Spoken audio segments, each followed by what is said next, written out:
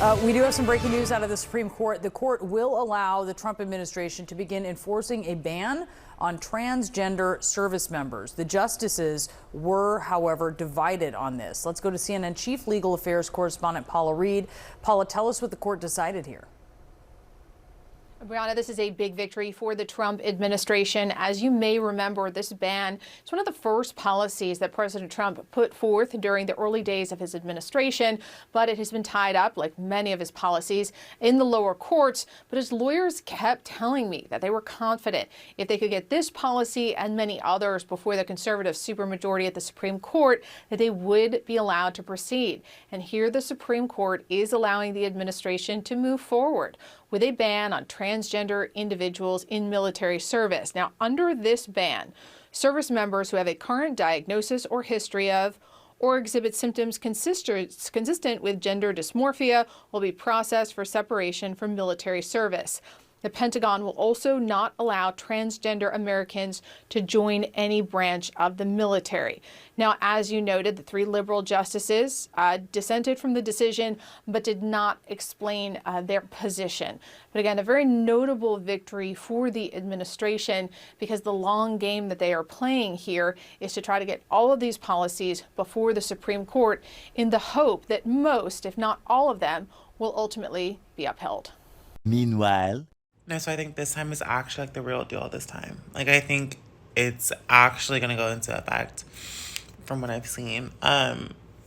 It's giving the president the full, jurisdiction to kick us out. Today, the Supreme Court rules that the Trump administration is allowed to implement the transgender military ban for now.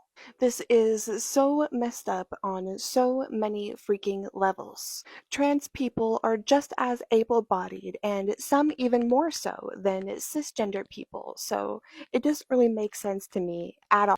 Boy. So we gotta talk about Supreme Court, at least for right now, allowing President Trump to ban transgenders from the military, okay? And they have cited reasons, the Trump administration has cited reasons such as cohesiveness, morale, medical readiness, the cost of care.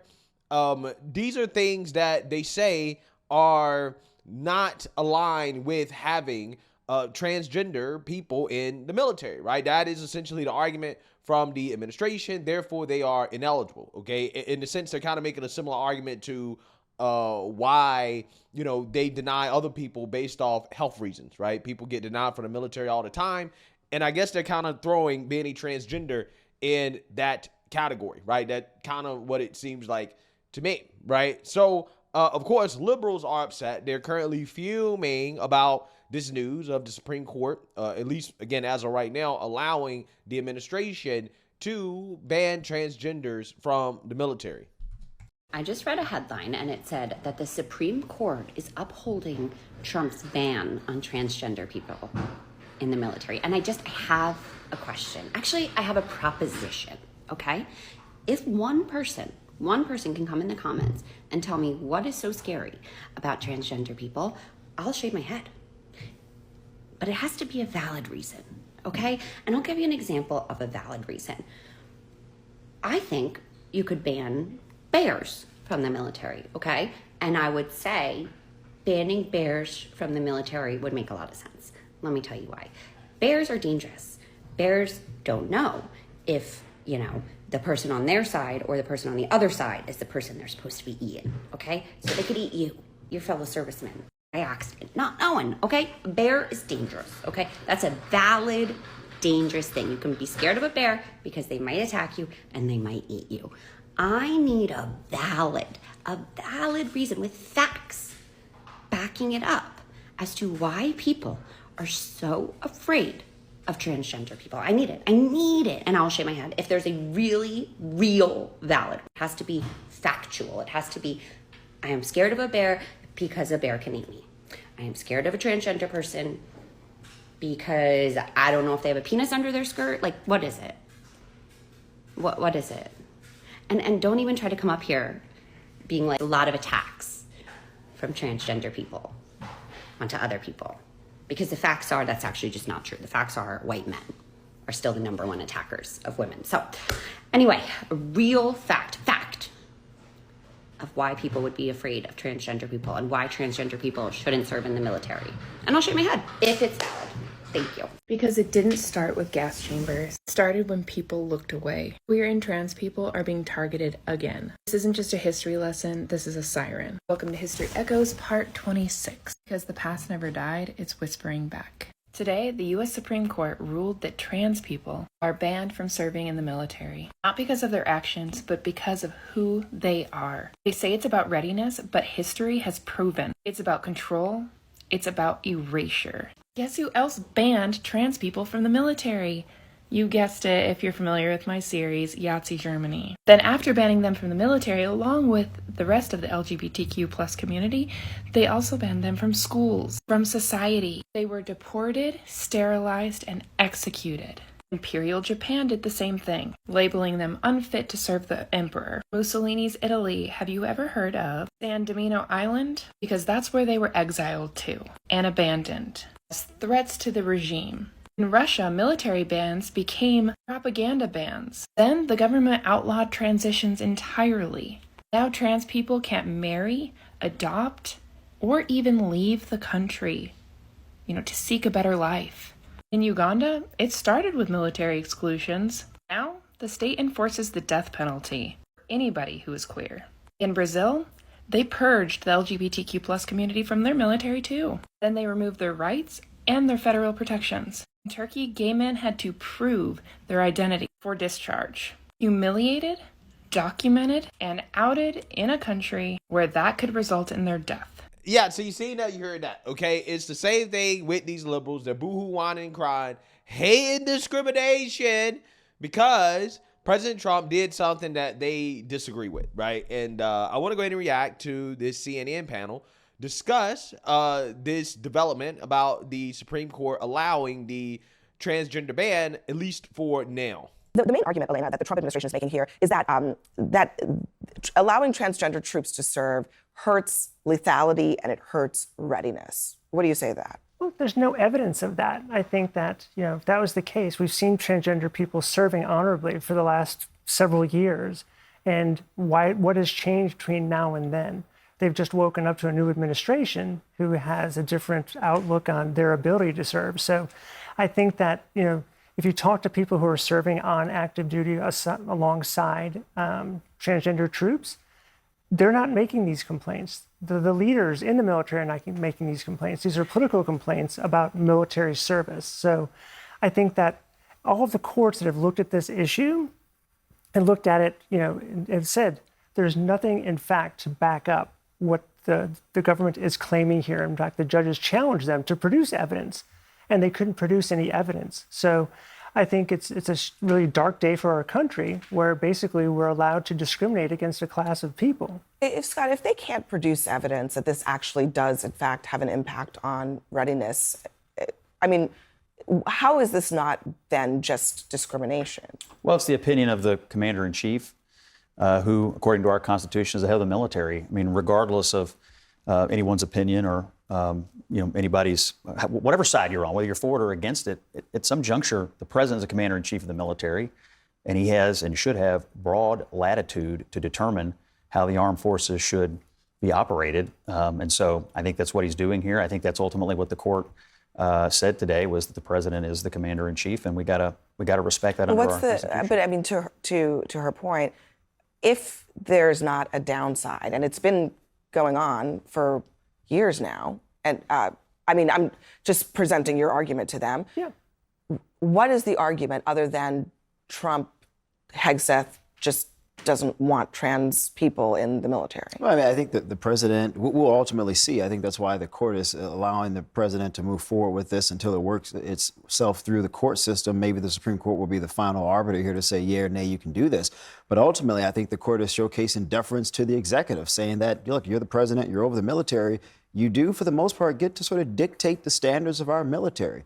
And I don't really see how you can push back against that. Again, we'll see what happens in the court. I can. Well, you can't push back against it because, ultimately, the president is the commander in chief. I know these people don't want that to be the reality. I know these judges at the district court level don't want that to be the reality, but it is the reality. And ultimately, the reason for it, outside of hate and bigotry, has to do with the fact that when you have somebody with, for example, gender dysphoria, that is a medical issue, a health issue that has to be managed, right? In the same way that, again, the military doesn't allow people into service who have other types of medical conditions that, again, are going to require special treatment and things of that nature.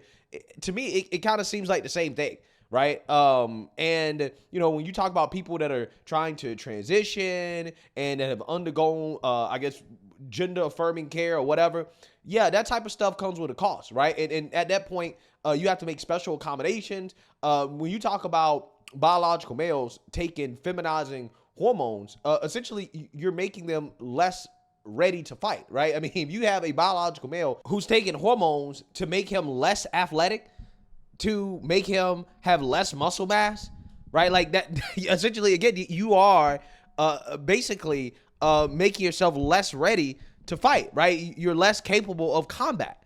So, you know, I think these are some of the more, again, legitimate reasons, right, outside of hate and bigotry that the liberal media refuses to acknowledge, which is that, yeah, they have to have special accommodations. Now, this is not really a ban on people who are, quote unquote, trans in the military, because you can be trans. It's just that, hey, you better not require gender affirming care. And also on top of that, you got to adhere to the standards when it comes to sex. Okay. So, you know, if you're one of these transgender biological males and you want to be treated the same way that a female will be treated in the military, yeah, that ain't going to work. Right. But if you're trans and you're biological male and you don't require gender affirming care and you want to serve, you can still serve. It's just that you can't be asking for all these special accommodations, right?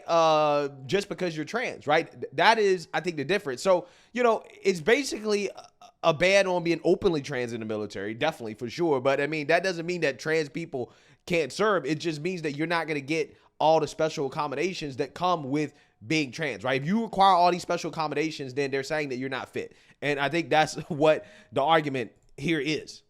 Well, I'm sorry, I can. What if the president wakes up tomorrow and says, I don't want any black people in the military? Do we give deference to him on that? Well, no, wait a second. It's not ridiculous. It's not ridiculous because you're discriminating against a group of people in a very similar way. No, I knew you were going to say that, but it's excuse me. Well, I'm glad you. I'm going to leave this one alone today. I'm curious. Why is it ridiculous? I mean, you just said the president should be the one who just decides. Right. So if he decides, he wakes up tomorrow and says, I think it's bad for morale, it's bad for cohesiveness, for there to be black people in the military, Latino people in the military. Just in her hypothetical scenario, what's the difference between that and what we're seeing here? I mean, again, because there's not special accommodations for being black, right? You don't get special accommodations based off skin color and race, but you do for being trans. That's the difference. And the fact that Abby Phillip is sitting here acting like she doesn't know the difference between banning black people and trans people is crazy to me, right? Just as crazy as this white liberal woman using black people, using the plight of black folks to push an agenda on behalf of trans people, an agenda that has nothing to do with black folks, nothing to do with black people. Aren't black people getting tired of this? Aren't black people getting tired of white liberals using our plight, our history, to push agendas on behalf of other people, trans people, illegal immigrants, right? That's what they do. Black people should be tired of this. Anytime they bring up something about trans folks or illegal immigrants, the first thing these people want to do is bring up black folks. I can see why Michael, he said, this one he gonna stay out of. Nah, you should address it every single time. I'd encourage you to address it every single time these people try to use black people to push the agenda of other folks. Yeah, they should be called out for it. Because it's one of these tactics from white liberals that I am sick and I am tired of. And black people should be sick and tired of. Are you really going to go down this ridiculous I'm road? sorry. This is ridiculous. It is a ridiculous argument. Well, okay. The president what they've already and the Secretary said Secretary of Defense have an argument here. They believe that readiness and unit cohesion and overall operations of the military are impacted by this. That is their opinion.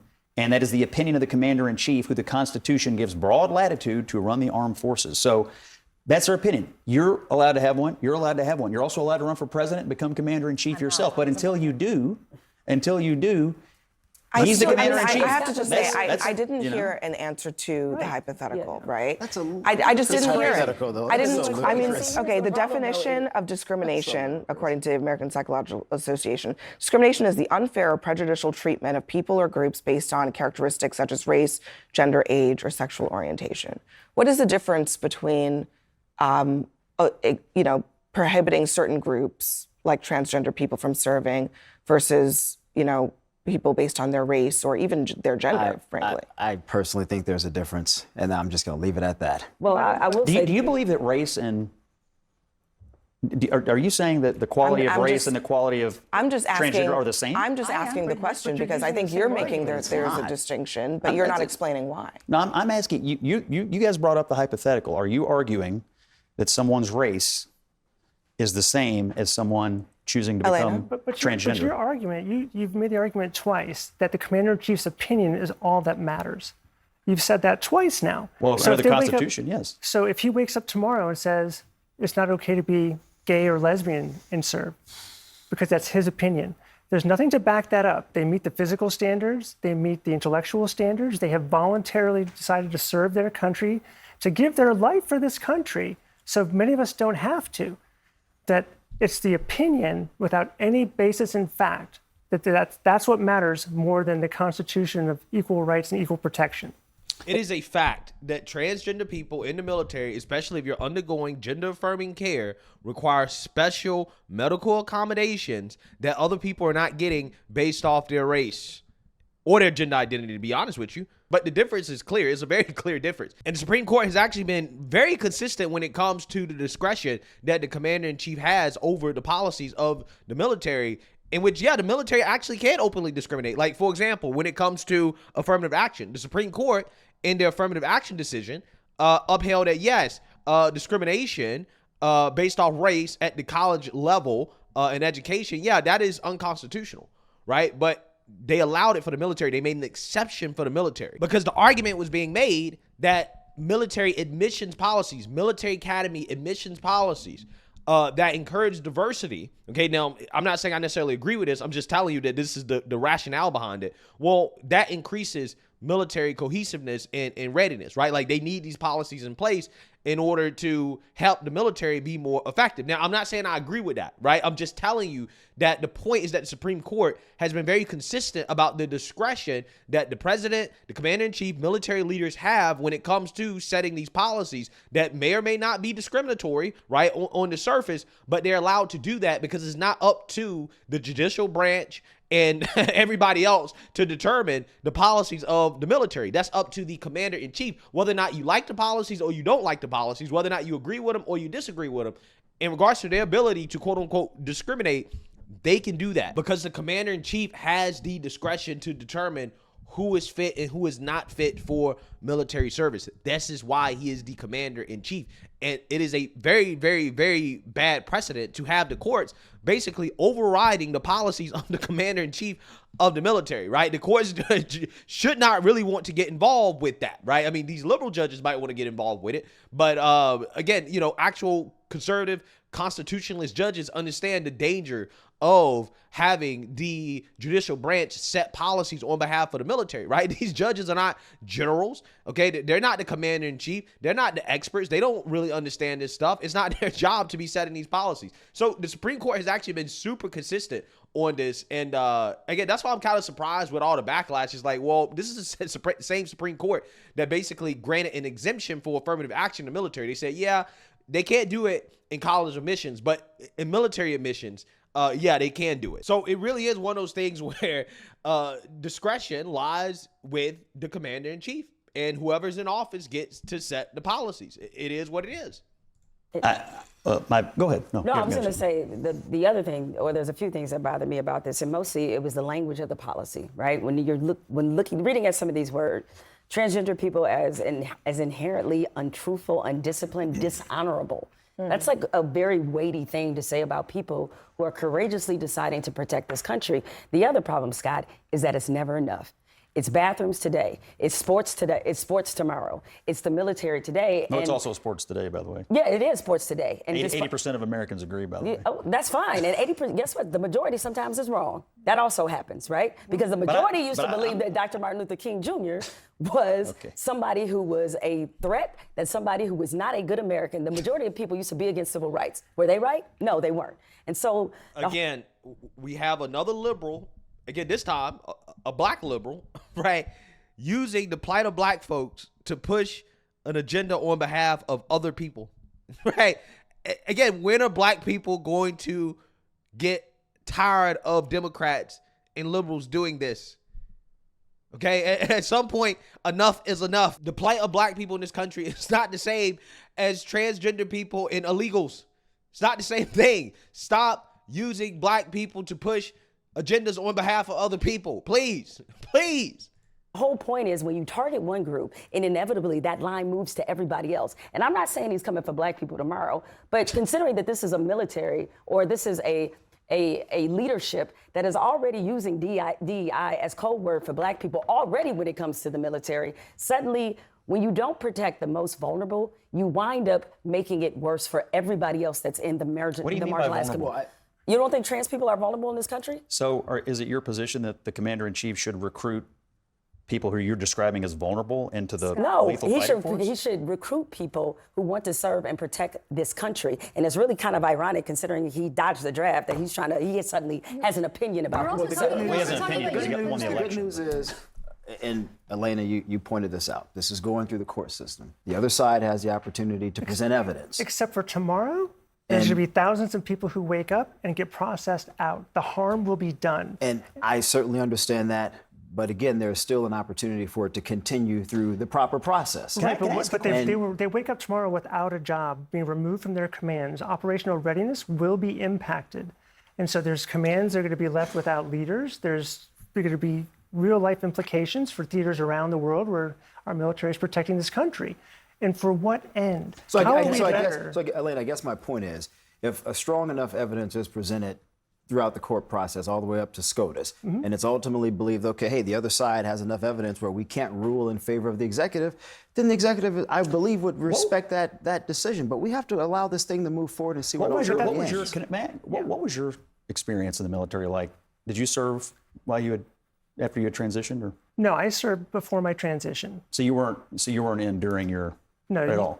No. I came to know that I was transgender while I was serving with a top secret and above clearance. And I knew that I couldn't pass my polygraph test. And so I had to make a tough decision.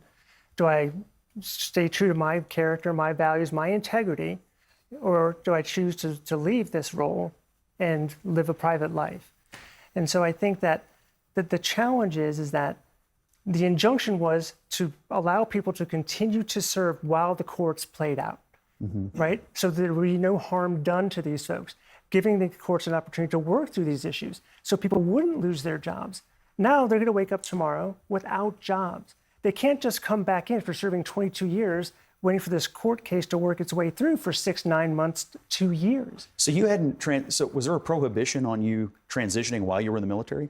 Back in that time, there was a ban against serving if you were the don't ask, don't tell policy. This was in the mid-90s. This was in the mid-90s. Yeah. And that didn't stop you from serving, right? You served. It's just that you couldn't be open about it. And, that's kind of basically what it is right now. If you're trans and you want to serve, you can do so. You just are not going to get all the special accommodations, right? If you are a biological male and you identify as a woman, you're not going to get the woman uniform. You're not going to get the women's housing, right? You're not going to get the women's accommodations. And if you are undergoing gender affirming care, you're not going to get that either. So, if you want to identify as a woman personally, that's fine. Right? That's totally fine. But you're not going to get the accommodations, right? That's essentially what it comes down to, right? You're not going to get the accommodations. So, ultimately at the end of the day, this is the policy of the president.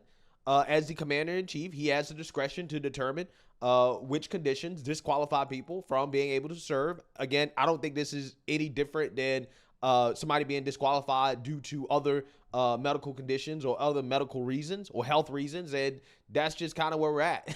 And, I think that the courts ultimately are going to allow this to continue to go through. Just because of the fact that, historically speaking, again, the commander-in-chief has discretion over who's eligible and who's not. Okay, so let me know what you guys think. Make sure you like, comment, and subscribe. Most importantly, share. A Black conservative perspective. Peace.